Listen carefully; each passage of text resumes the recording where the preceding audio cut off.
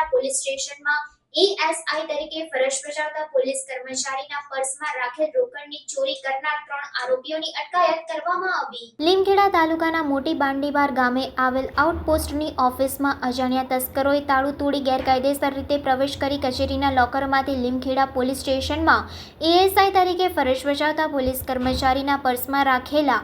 રોકડ રૂપિયા 2600ની ચોરી કર્યા બાદ મોબાઈલમાં રીલ્સ બનાવી સોશિયલ મીડિયામાં વાયરલ કરી ફરાર થઈ જતા પોલીસે વાયરલ વિડીયોના આધારે ફરાર 3 આરોપીઓ નવસાદ રજબભાઈ શેખ, અયાઝ મોહમ્મદ,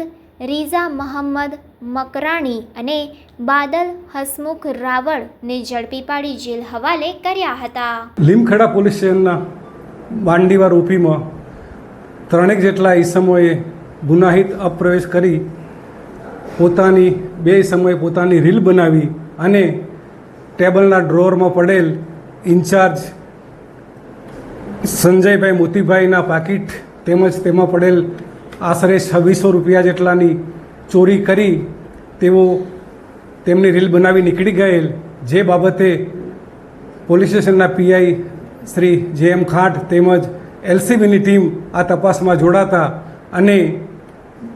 હ્યુમન રિસોર્સિસ તેમજ ટેકનિકલ ઇન્ટેલિજન્સના આધારે આ 3 ઈસમોમાંથી એક નવસાદ રજબભાઈ શેખ રહે દાહોદ, અયાજ મોહમ્મદ, રીઝા મોહમ્મદ મકરાણી ઉંમર 18 રહે દાહોદ મુલ્લાવાડા તળાવની સામે તેમજ બાદલભાઈ હસમુખભાઈ રાવળ રહે દાહોદવાળા હોવાનું જણાતા અને આ ગુનામાં ગયેલ આશરે 2680 રૂપિયા તેમજ 3 મોબાઈલ અને ગુનામાંથી વાપરેલ જે હથિયાર હતું તે રિકવર કરવામાં આવેલ છે અને આ કામે 3 તોમતદારોને આજરોજ નામદાર કોર્ટમાં રજૂ કરતા નામદાર કોર્ટે સોમવાર સુધીના રિમાન્ડ આપેલ છે।